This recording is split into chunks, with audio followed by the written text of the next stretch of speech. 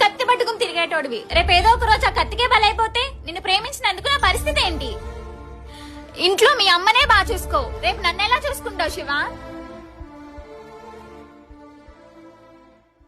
అమ్మా అమ్మా, ఫ్యాన్ పోయిందే, కొత్త ఫ్యాన్ కొనుక్కుందాం. ఇల్లు కూడా మనకు కొంచెం ఇబ్బంది ఉంది, వేరే దగ్గర ఇల్లు తీసుకుంటాను.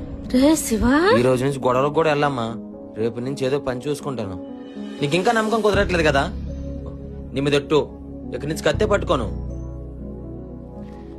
ఇన్ని సంవత్సరాలు నేను ఏ రోజు బాగా చూసుకోలేదే, ఇక హ్యాపీగా చూసుకుంటా. మా నవ్వవే.